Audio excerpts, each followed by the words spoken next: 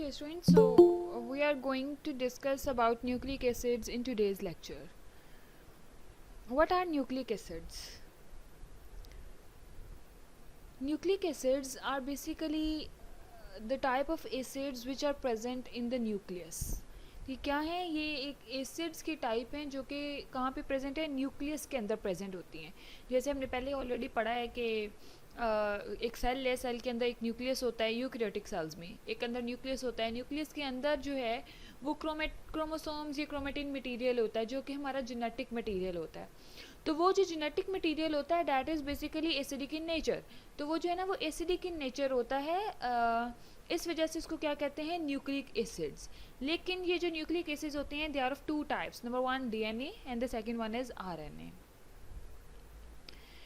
तो डीएनए क्या होता है? डीएनए बेसिकली हमारा हेरिडिटरी मटेरियल है, हमारा जेनेटिक मटेरियल है जो जनरेशन्स टू जनरेशन्स ट्रांसफ़र होता रहता है.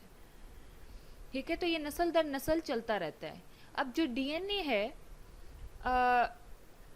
डीएनए को क्या कहते हैं? बेसिकली होता है डीऑक्सी राइबो न्यूक्लिक एसिड. ये जो डीऑक्सी राइबो न्यूक्लिक एसिड है इसके कंटेंट्स होते हैं, ये तीन चीज़ों से मिलके बनता है. Number one nitrogenous base, number two ribose deoxy ribose sugar and number three is phosphate group. तो जब ये तीनों चीज़ें आपस में एक दूसरे के साथ जुड़ जाती हैं तो एक न्यूक्लियोटाइड बन जाता है. और इस तरह बहुत सारे न्यूक्लियोटाइड्स आपस में एक दूसरे के साथ जुड़ के डीएनए का मॉलिक्यूल बना लेते हैं. तो what are the contents? Introduction to nucleic acids, इसमें हम पढ़ेंगे नाइट्रोजिनस बेसिस के बारे में पढ़ेंगे, फॉस्फोडाइस्टर लिंकेज के बारे में पढ़ेंगे और हेलिकल स्ट्रक्चर के बारे में पढ़ेंगे डीएनए और आरएनए के. तो सबसे पहले आ जाते हैं nucleic acids and their introduction. तो हिस्टोरिक रिज्यूम क्या है कि nucleic acids are the largest and the most complex organic molecules. These are organic molecules which are acidic in nature. Friedrich Miescher was the scientist who discovered nucleic acid in 1871. तो 1871 में सबसे पहले जिस बंदे ने इनको डिस्कवर किया था सेल के अंदर, न्यूक्लियस के अंदर, उसका नाम था Friedrich Miescher. He isolated what he called nuclein from the nuclei of pus cells. इसने जो चीज़ आइसोलेट की थी, इसने उस चीज़ को नाम दिया न्यूक्लिन. आइसोलेट करना मतलब न्यूक्लियस में से इसने जो चीज़ निकाली थी, जो जिसको हम आज डीएनए कहते हैं, इसने उसको नाम दिया था न्यूक्लिन का. और इसने निकाली कहाँ थी? पस सेल्स के न्यूक्लियस से निकाली थी, पस सेल्स के न्यूक्लियाई से निकाली थी. न्यूक्लियाई प्लूरल होता है, न्यूक्लियस सिंगुलर. तो nuclein was shown to have acidic properties, hence it became called nucleic acid. चूँकि जो न्यूक्लिन था इसकी जो प्रॉपर्टीज़ थी वो एसिडिक इन नेचर थी, वो थोड़ी तेजाबियत वाली थी. तो that is why this nuclein is called as nucleic acid, के न्यूक्लियस से निकलने वाला एसिड. तो न्यूक्लिक एसिड क्या होता है? Nucleic acid are linear polymers that consist of nucleotide residues. Nucleic acid क्या होते हैं? लीनियर पॉलीमर्स होते हैं. जिस तरह हमने एंजाइम्स में पढ़ा था, प्रोटीन्स में पढ़ा था कि अमाइनो एसिड्स जुड़ के प्रोटीन्स बना देते हैं, इसी तरह न्यूक्लिक एसिड्स में क्या होता है कि न्यूक्लियोटाइड्स मिल के एक बहुत बड़ी लंबी चेन बना देते हैं इसकी न्यूक्लिक एसिड की. ठीक है, डीएनए की या आरएनए की.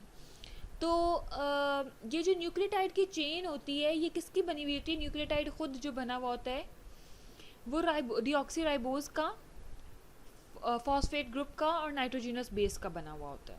तो न्यूक्लिक एसिड आर पॉलीन्यूक्लियोटाइड्स. इसी वजह से इनको क्या कहते हैं? पॉलीन्यूक्लियोटाइड्स भी कहते हैं, क्योंकि इनमें बहुत सारे न्यूक्लियोटाइड्स लगे हुए थे. Poly means many and nucleotides mean nucleotides. जैसे हमने पॉलीसेक्राइड्स पढ़े थे, poly means many and saccharides मतलब यूनिट्स, उसमें बहुत सारे यूनिट्स लगे हुए होते हैं मोनोसेक्राइड्स के.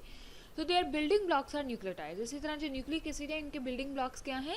न्यूक्लियोटाइड्स हैं. जैसे पॉलीसेक्राइड्स में बिल्डिंग ब्लॉक्स क्या हैं? मोनोसेक्राइड्स हैं.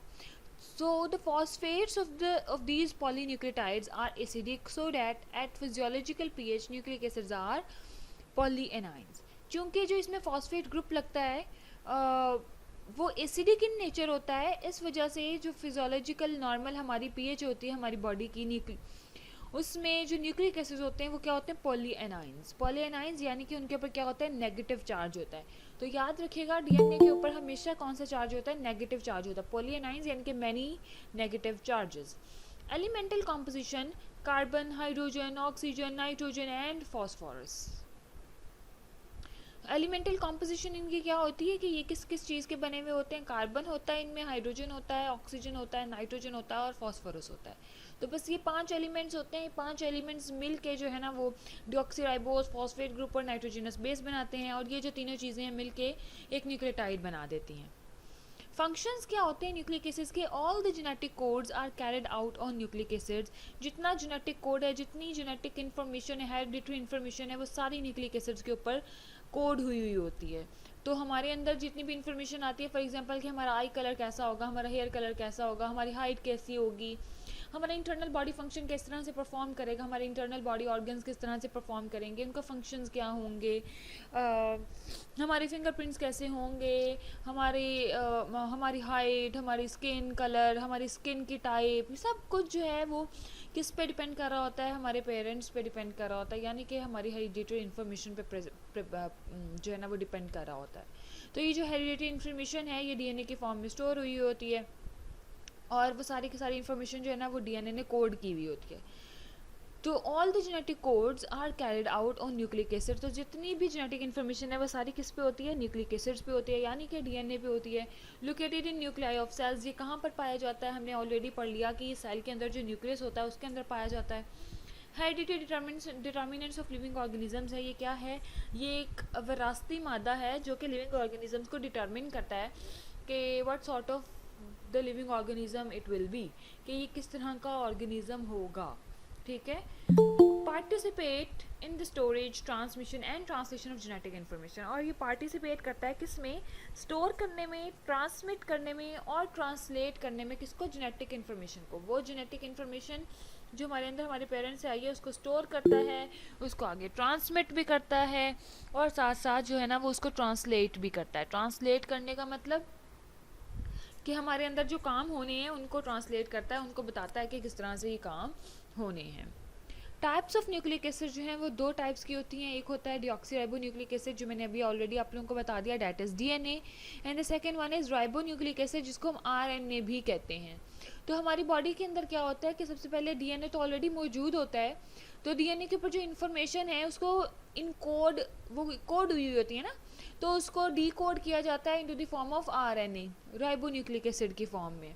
जब राइबोन्यूक्लिक एसिड की फॉर्म में डीकोड हो जाती है इन्फॉर्मेशन, तो उसको फिर मजीद डीकोड किया जाता है in the form of proteins. तो फिर उससे जो है प्रोटीन्स बन जाती हैं और हमारी बॉडी जो है ना वो अपना फंक्शन परफॉर्म करना शुरू कर देती है। Next, nucleic acid monomers nucleotide. Nucleic acid के जो मोनोमर्स हैं, यानी कि न्यूक्लिक एसिड किस तरह से बना है, मोनोमर्स वो क्या है? न्यूक्लियोटाइड होते हैं। और न्यूक्लियोटाइड मैंने ऑलरेडी बताया आपको किसके बने हुए होते हैं। एक पेंटोस शुगर जो कि डीएनए के केस में क्या है? डीऑक्सीराइबोज, और उसके बाद नाइट्रोजनस बेसेस आती हैं और फॉस्फेट ग्रुप आता है। तो nucleotides are the building blocks of nucleic acids. Nucleotides are phosphate esters of a 5 carbon sugar. Nucleotides क्या होते हैं? बिल्डिंग ब्लॉक्स होते हैं न्यूक्लिक एसिड्स के, हाँ जी। और न्यूक्लियोटाइड्स जो हैं वो बिल्डिंग ब्लॉक्स हैं किसके? डीएनए या आरएनए के। Nucleotides are phosphate esters. ये बेसिकली फॉस्फेट ईस्टर्स होते हैं 5 कार्बन शुगर के। तो जो 5 कार्बन शुगर होती है राइबोज या डीऑक्सीराइबोज, उसके साथ फॉस्फेट ग्रुप जब अटैच होता है तो वहाँ पे जो है ना फॉस्फेट ईस्टर्स बन जाते हैं। नाइट्रोजनस बेस, एक नाइट्रोजनस बेस होती है जिसको हम न्यूक्लियो बेस भी कहते हैं, क्योंकि वो न्यूक्लियस के अंदर प्रेजेंट है इसलिए उसको न्यूक्लियो बेस भी कहते हैं। और उसकी जो नेचर होती है वो बेसिक होती है, इसलिए इसको क्या कह रहे हैं? बेस कह रहे हैं। अब 5 कार्बन शुगर, एक 5 कार्बन शुगर होती है जो कि क्या होती है? राइबोज या डीऑक्सीराइबोज होती है। एंड एटलीस्ट 1 फॉस्फेट ग्रुप, और कम अज कम एक फॉस्फेट ग्रुप होता है, और मैक्सिमम 3 फॉस्फेट ग्रुप्स हो सकते हैं एक न्यूक्लियोटाइड में। टाइप्स ऑफ न्यूक्लियोटाइड्स क्या हैं? Number 1 mononucleotide, number 2 dinucleotide, number 3 polynucleotide. आगे उनके एग्जांपल्स हैं। पॉलीन्यूक्लियोटाइड में डीएनए एंड आरएनए याद कर लीजिएगा, बाकी you do not need to remember all these examples. So mononucleotide क्या होते हैं? जिनमें सिर्फ एक न्यूक्लियोटाइड लगा हुआ है। ओके।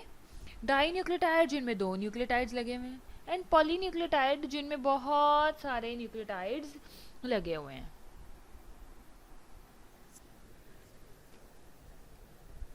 न्यूक्लियोसाइड, न्यूक्लियोटाइड से पहले एक चीज़ बनती है that is called nucleoside. What is nucleoside? Nucleoside क्या होता है, जब एक नाइट्रोजिनस बेस के राइबोज या डिऑक्सीराइबोज के साथ नाइट्रोजिनस बेस अटैच हो जाती है, तो ये जो एक कंपाउंड बनता है इसको कहते हैं न्यूक्लियोसाइड। तो व्हेन राइबोज और two deoxyribose is combined with purine and pyrimidine base, nucleoside is formed. तो जब वो किसी बेस के साथ बाइंड कर जाता है, बेसिस हमारे पास दो टाइप्स की होती हैं, प्यूरीन एंड पायरिमिडीन, जो न्यूक्लियो बेसिस होती हैं, नाइट्रोजिनस बेसिस भी जिनको कहते हैं, वो दो टाइप्स की होती हैं, प्यूरीन या पायरिमिडीन। तो उनमें से कोई भी एक बाइंड कर जाए राइबोज या डीऑक्सीराइबोज के साथ, तो ये जो कंपाउंड बनता है, that compound is called nucleoside. Nucleosides are composed of nitrogenous base and sugar. तो ये किसके बने हुए होते हैं, ये नाइट्रोजिनस बेस और शुगर के बने हुए होते हैं। फंक्शन ऑफ डीएनए, फंक्शन क्या है डीएनए का या डीऑक्सीराइबो न्यूक्लिक एसिड का? Permanent storage place for genetic information. ये क्या है, परमानेंट स्टोरेज प्लेस है किसकी, जेनेटिक इन्फॉर्मेशन की, जो कि हमारे अंदर हमारे पेरेंट्स से आती है। फाउंड इन द न्यूक्लियस, ये कहाँ पे पाया जाता है, हमेशा न्यूक्लियस में पाया जाता है। And in the small amounts in mitochondria and chloroplast, और बहुत स्मॉल अमाउंट्स जो है ना वो इसकी माइटोकॉन्ड्रिया क्लोरोप्लास्ट में भी प्रेजेंट होती हैं डीएनए की। Genes are DNA sequences that encodes proteins. Genes जो होती है ना वो क्या होती है, डीएनए सीक्वेंस होता है जो कि किसी प्रोटीन को इनकोड करता है। तो जीन्स जो है ना वो इम्पॉर्टेंट होती हैं। आप लोगों ने अक्सर सुना भी होगा कि आई कलर की जीन, स्किन कलर की, हाइट की, इस तरह सो ऑन, तो डिफरेंट जीन्स होती हैं हमारे अंदर। तो जीन्स क्या होती हैं, बेसिकली वो डीएनए सीक्वेंस ही होता है जो कि किसी ना किसी स्पेसिफिक प्रोटीन को इनकोड कर रहा होता है या किसी जीन प्रोडक्ट को, फॉर एग्जांपल आरएनए को कोड कर रहा होता है। DNA encodes and transmit the genetic information passed down from parents to offspring. ये जो DNA है ये इंफॉर्मेशन को इनकोडेड फॉर्म में ट्रांसफ़र करता है from parents to their offspring, parents से उनके नेक्स्ट जनरेशन तक ट्रांसफ़र करता है। DNA double helix that stores genetic information.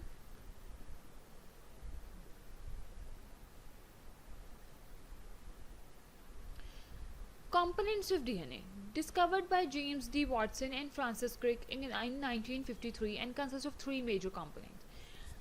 DNA का जो स्ट्रक्चर था, कंपोनेंट्स थे, वो डी वॉटसन और फ्रांसिस क्रिक ने 1953 में डिस्कवर किए और उसने बताया कि थ्री मेजर कंपोनेंट्स होते हैं। Number 1 deoxyribose, number 2 phosphate group, number 3 basis. तो पेंटोज शुगर कौन सी होती है या शुगर कौन सी होती है डीएनए में, that is the deoxyribose.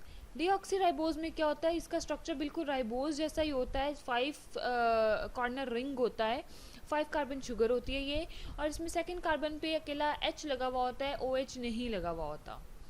Basis कौन कौन सी होती हैं डीएनए में, बेसिस ऑफ प्यूरीन्स AG यानी कि एडेनिन या ग्वानिन, एंड पायरिमिडीन्स यानी कि CT, साइटोसिन या थाइमीन। नाइट्रोजिनस बेसिस मैंने बताया था दो टाइप्स की होती हैं, एक होती हैं प्यूरीन्स और दूसरी होती हैं pyrimidines. Purines are double ringed, याद रखिएगा, प्यूरीन्स जो है उनके दो रिंग बने हुए हैं। जैसे ये एक रिंग आपको यहाँ पे शो हो रहा है ना, इसके साथ ही एक और रिंग भी लगा हुआ होता है, तो वो बन जाती हैं प्यूरीन्स। नाइट्रोजिनस बेसिस की बात कर रही हूँ। तो प्यूरीन्स जो हैं वो डबल रिंग होती है और उनके आगे दो एग्जाम्पल्स होती हैं, दो टाइप्स होती हैं, एक होती है एडेनिन और दूसरी होती है ग्वानिन। इसी तरह पायरिमिडीन्स होती हैं, पायरिमिडीन्स जो है वो सिंगल रिंग होती हैं, जैसे यहाँ पे एक सिंगल रिंग बना हुआ है, सिंगल रिंग होती हैं, और इसके आगे फर्दर दो टाइप्स होती हैं, एक होती है साइटोसिन और दूसरी होती है thymine. The phosphate group may be bounded to carbon 5 of the pentose to form a 5 nucleotide end. ये जो शुगर है, इस शुगर के कार्बन 1 पे हमेशा बेस बाइंड करती है, नाइट्रोजिनस बेस, वो एडेनिन भी हो सकती है, ग्वानिन भी हो सकती है, साइटोसिन भी हो सकती है, थाइमीन भी हो सकती है, और उसके कार्बन नंबर 5 पे हमेशा फॉस्फेट ग्रुप जो है वो बाइंड करता है। तो जब ये तीनों चीज़ें मिल जाती हैं तो न्यूक्लियोसाइड से न्यूक्लियोटाइड बन जाता है।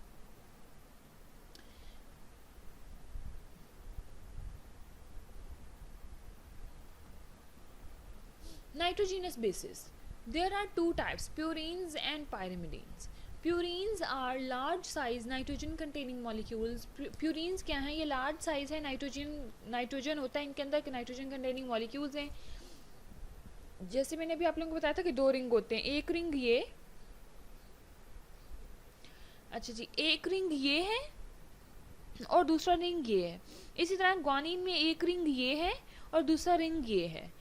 तो प्यूरीन्स जो हैं वो डबल रिंग होते हैं, उनकी एग्जांपल्स कौन सी होती हैं, adenine and guanine. Purine is 9 membered 2 ring structures, और इसमें जो है ना हमेशा 9 मेंबर्स होते हैं, 2 रिंग्स बनते हैं, 9 मेंबर्स। तो आप काउंट भी कर सकते हैं यहाँ से 1 2 3 4 5 6 7 8 9। तो 9 मेंबर्स होते हैं रिंग में और 2 रिंग्स बनाते हैं, तो दोनों प्यूरिन्स में 9 मेंबर्स होते हैं। Point two remember. पायरिमिडीन्स क्या होती हैं? Pyrimidines are smaller sized nitrogen containing molecules. Pyrimidines जो है वो स्मॉल साइज़ की होती हैं, प्यूरिन्स जितनी बड़ी नहीं होती, और ये नाइट्रोजन कंटेनिंग होती हैं, लेकिन इनमें जो है ना वो सिंगल रिंग होता है, एक ही रिंग होता है, डबल रिंग नहीं होता है। जैसे आप लोग यहाँ पे देख सकते हो कि एक रिंग ये बना हुआ है, दूसरा रिंग ये है, तीसरा रिंग ये है, और तीनों अलग अलग रिंग हैं, तीनों अलग अलग नाइट्रोजिनस बेसिस हैं। तो पायरिमिडीन्स की 3 टाइप्स होती हैं, एक होती है थायमीन, दूसरी होती है साइटोसिन एंड तीसरी होती है यूरासिल। जो थायमीन और साइटोसिन होती है ये डीएनए में प्रेजेंट होती है, और जो यूरासिल होती है वो आरएनए में प्रेजेंट होती है। आरएनए में थायमीन नहीं होता, बल्कि थायमीन की जगह पे यूरासिल होता है, लेकिन डीएनए में थायमीन और साइटोसिन होती है, यूरासिल नहीं होता। तो pyrimidines are 6 membered and single ring structures. ये क्या है? 6 मेंबर्ड होती हैं और सिंगल रिंग स्ट्रक्चर होता है। आप लोग काउंट कर सकते हो 1 2 3 4 5 6, 6 मेंबर्ड का रिंग बन रहा है। Both DNA and RNA contain 2 major purine bases, adenine and guanine, and 2 major pyrimidines.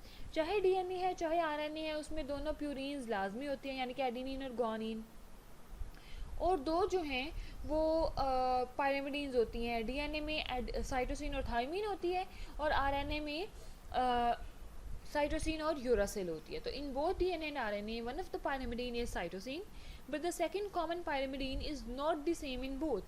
It is thymine in DNA and uracil in RNA. So these are the structures of bases. Purines क्या होती हैं? Structure double carbon nitrogen ring with 4 nitrogen atoms. Pyrimidines single carbon nitrogen ring with 2 nitrogen atoms. Purine में 4 nitrogen atoms होते हैं, pyrimidines में 2 nitrogen के atoms होते हैं, और टोटल प्यूरीन्स जो है वो 9 मेंबर्ड रिंग बनाती है, और पायरिमिडीन्स जो है वो 6 मेंबर्ड रिंग बनाती है। साइज़ क्या होता है? इट्स साइज इज़ बिगर, और पायरिमिडीन्स का साइज इज़ स्मॉलर। सोर्स क्या होता है? इसके सोर्सेज में कौन कौन सी आती हैं bases? Adenine and guanine in both DNA and RNA, और पायरिमिडीन्स में cytosine in both DNA and RNA, uracil in RNA, thymine only in DNA. These are the references, students.